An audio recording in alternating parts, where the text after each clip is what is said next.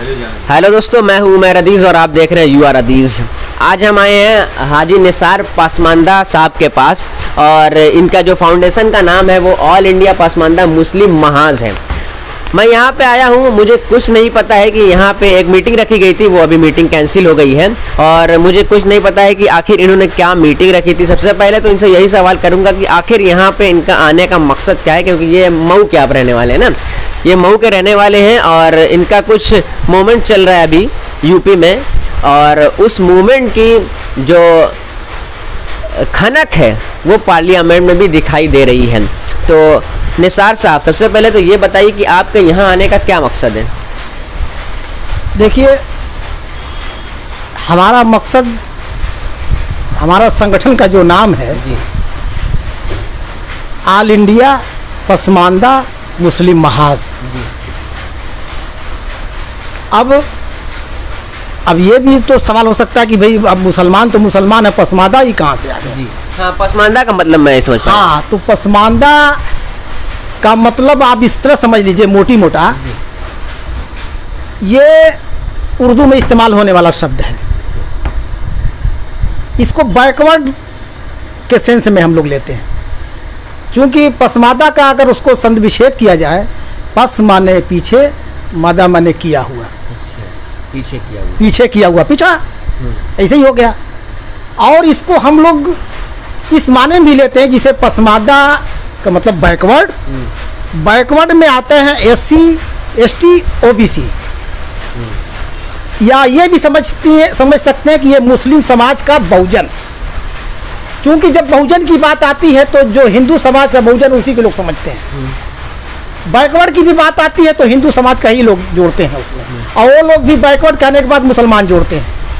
तो हमारा कहना कि नहीं भाई, हम भी बैकवर्ड हैं,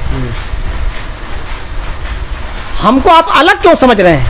इसलिए कि बैकवर्ड अगर ना होते तो जो OBC आरक्षण है उसमें हम हैं, वो बना है बैकवर्ड के लिए ही और जात के आधार पर हुआ। इसी में तो मुस्लिम भी आते हैं ना। हाँ, तो मुस्लिम में हम हैं, सब मुस्लिम नहीं ना है, जो बैकवर्ड है वही ना है।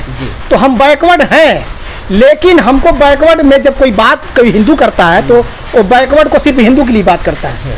हम ये बताना चाहते हैं कि जो मुसलमान में पसमादा है वो बैकवर्ड है, ये मुसलमान का बहुजन है। जैसे हिंदू के बहुजन SC ST OBC हैं, वैसे ही मुसलमान का जो बहुजन पसमादा है वो भी SC ST है। यानी आप ये चाहते हैं कि जो भी जनगणना वो जाति के आधार पर हो? हाँ, देखिए, हम ये चाहते हैं कि जनगणना जो हो वो जात आधारित हो, उसकी गणना किए जाए। हमारा तो नारा है, जाति गणना नहीं तो जनगणना नहीं। और इससे देखिए बहुत बड़ा फायदा है। इससे तो एक, अब जैसे जात की बुनियाद पर जब सबकी अलग अलग हो जाएगी तो इससे सांप्रदायिकता भी कम होगी। जी। फिर ये कोई नहीं कहेगा कि यादव इतने % है तो मुसलमान इतने %, फिर ये कहेगा कि यादव इतने % है तो अंसारी इतने %, कोई कहेगा मंसूरी इतने %, कोई कहेगा फारूकी इतने %। धर्म के नाम पर राजनीति नहीं हो पाएगी। हम ये चाहते हैं कि ये जब एक संविधान में कि बनाया हुआ है तो हम क्यों मुसलमान के नाम पर कर रहे हैं? मुसलमान का नाम जो ही आ जाएगा हिंदू फिर हो जाएगा। तो इससे संघ का ही फायदा होता है, और संघ ये चाहता है कि मुसलमान रहे और मुसलमान के नाम पर मुत्तहिद हो। जब और मुसलमान मुत्तहिद होगा तो कितना हो जाएगा देश में? 14%। अच्छा, जाति के आधार पर अगर जनगणना की जाए तो मुस्लिमों का क्या फायदा है? मुस्लिमों का देखिए फायदा ये है कि जितनी जो जातियां अलग अलग हैं, सबकी जातियां लिखी जाएगी तो उनका अलग अलग उसका पूरा डाटा बनेगा कि ये इतने % है। तो जो भी सरकारी योजनाएं आती हैं या जो भी फायदा मिलता है वो उसी के आधार पर ही योजना बनती है। तो उससे पता भी लगेगा कि कौन जात ज़्यादा फायदा ले चुकी है, किसको एकदम नहीं मिला है, तो उनका रोक के कम से कम इनकी तरफ जाएगा कि इनका भी मिल। भाई बराबर कैसे करेंगे? हिंदू मुस्लिम नहीं देखा जाएगा, तब जाति देखी जाएगी, किस जात का कितना कब्जा है और किस जात का एकदम बेघर है। तो उसके लिए उसमें सरकार या जो भी होगा सबकी निगाह में आएगा कि भाई उसको कुछ नहीं मिला है, इसको मिलना चाहिए। ये सबसे बड़ा फायदा है। तो हम लोग शुरू से ये मांग कर रहे हैं, हम लोग मुसलमान के नाम पर, अकलियत के नाम पर हम लोग इसका विरोध करते हैं। इसलिए कि हम लोग ये कहते हैं कि जब हम लोग ओबीसी में है, जब हमारे लोग एसटी में है, अब तो हमारे लोग ईडब्ल्यूएस में भी हो गए। एससी में नहीं। क्या है ये आर्थिक आधार पर आरक्षण एक अभी बीजेपी सरकार ने दिया है 10%। अब देखिए कितनी बड़ी बात है, 15% आबादी का आरक्षण 10%, 52% आबादी का 27%। एससी एसटी का तो किसी उनका आबादी के हिसाब से है, 22.5% जो है, जो उनकी आबादी है उसके हिसाब से है, उनका है। उनकी जात की जनगणना हो भी रही है। ओबीसी की आरक्षण जो ओबीसी की जो जनगणना हुई, वो पहली जनगणना 1881 में हुई, उसके बाद आखिरी जनगणना 1931 में, उसके बाद यही था कि हर 10 साल पे होगी। 41 में भी हुई, लेकिन विश्व जो द्वितीय विश्व युद्ध चालू हो गया, जब मामला उसी में दब गया वो, उसके बाद से कोई गणना नहीं हुई। 2011 में कुछ हुआ, लेकिन उसकी भी रिपोर्ट नहीं आई, दबा दिया गया। इसलिए अब हम लोग, हमारा मानना है कि जात की जनगणना बहुत ज़रूरी है, इसलिए सारे लोगों को फ़ायदा इसी से मिलना है। तो हम लोगों ने नारा दिया है, जातिवार जनगणना नहीं तो जनगणना नहीं। अच्छा, उससे क्या ये भी फायदा होगा कि जैसे कि जो हमारे मुस्लिमों में जो नीची जाति के आते हैं, जैसे कि अभी एससी एसटी तो शायद नहीं, एससी नहीं है ना, एससी नहीं है, तो कॉलेज में एडमिशन लेने के लिए, जॉब लेने के लिए, गवर्नमेंट जॉब लेने के, या पार्लियामेंट में, इन सब में कुछ फायदा होगा? बहुत फायदा होगा। देखिए, जो जबरदस्त फायदा होने वाला है एससी आरक्षण होने वाला। हमारे लोग एसटी में तो वो मुसलमान के लिए खुला है, लेकिन बहुत सी जातियां हैं, उनको शामिल कराने की जरूरत है। वहाँ कोई मुसलमानों के नाम पर रोक नहीं है। अब आप ये भी पूछ सकते हैं कि भाई एसटी कौन मुसलमान होता है। मैं एक बहुत बड़ा नाम बताता हूँ। पीएम सईद एक मिनिस्टर हुआ करते थे पहले कांग्रेस में, कैबिनेट मिनिस्टर हुआ करते थे, पीएम सईद। उनका अब इंतकाल हो गया। वो एसटी थे, एसटी सीट से लड़ के आते थे। अभी साल 1.5 साल पहले बिहार में नीतीश सरकार ने एक मुस्लिम बिरादरी को एसटी में रखा है, मुस्लिम बंजारा। तो इस तरह यहाँ भी बहुत सी बिरादरियाँ हैं, लेकिन उसके लिए आंदोलन करना पड़ेगा कि भाई हमारे लोगों को भी शामिल किया जाए। वो मुसलमान के लिए बंद नहीं है, लेकिन एससी का आरक्षण ये मुसलमान के लिए बैन है। तो मुसलमानों को तो खुद नहीं पता है कि वो किस कैटेगरी में आते हैं, तो फिर कैसे छटनी होगी उनकी? हाँ, नहीं, वो तो छटनी इसलिए हो गई, जब जनगणना होगी बिरादरियों की, जब अलग अलग बिरादरियों की होगी, जैसे मुस्लिम हलालखोर है, हाँ। हिंदू भंगी एससी में है, तो मुस्लिम हलालखोर काम तो वही करता है। तो इस आधार पे होगी, जब जनगणना हो जाएगी तो एक सवाल उठेगा ना कि भाई आप उस भंगी को ले रहे हैं, हिंदू भंगी को, तो मुसलमान वाले हलालखोर क्यों नहीं लेंगे? हिंदू धोबी एससी में है, कपड़ा वो भी धोता है, मुस्लिम धोबी भी है हमारे तरफ, कपड़ा वो भी धोता है, तो हिंदू धोबी है तो मुस्लिम धोबी क्यों नहीं होगा? तो ये सवाल आएगा जब अलग अलग जातियों का होगा ना कि भाई अब आप देखिए। हाँ, क्योंकि काम भी अगर देखेंगे आप तो बहुत सारी ऐसी कैटेगरी है जो दूसरा काम करने लगी है, दूसरी कैटेगरी का करने लगी। अब जैसे मुस्लिम नट है, हाँ। हिंदू नट है, उनकी तो शादियाँ भी हो जाती हैं, एक ही गांव में रहते हैं, एक ही मोहल्ले में रहते हैं। एक हिंदू नट है, एक मुस्लिम नट है।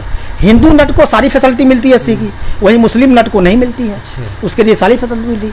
तो उसके लड़के देख रहे हैं कि भैया वो भी नट है, मैं भी नट हूँ, आखिर उसको मिल रहा है, क्यों नहीं मुझको मिल रहा है?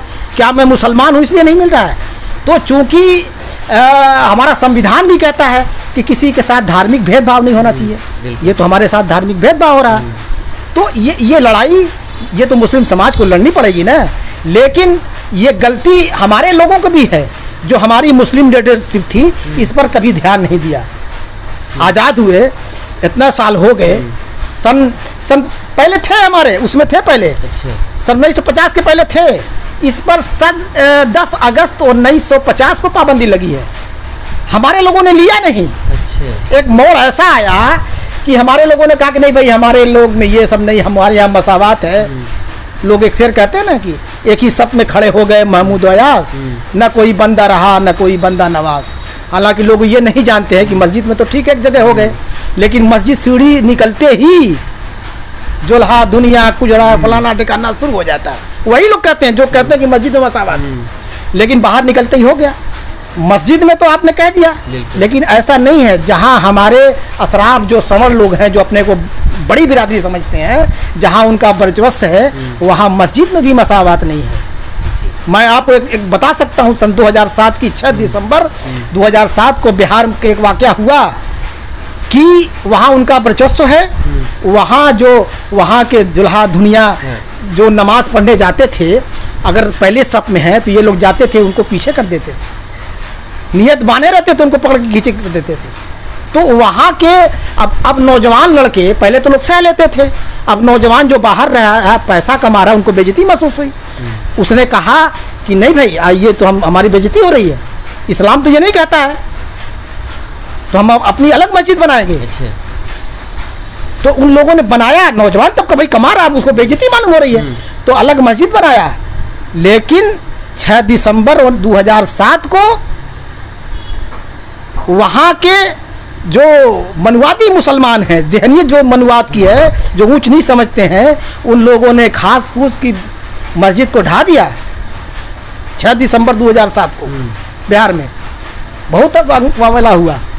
और बारात अगर मारुति वैन से जा रही है, कार से जा रही है, तो उनके दरवाजे से, मियाँ के दरवाजे से होना जाना तो जाने नहीं देते।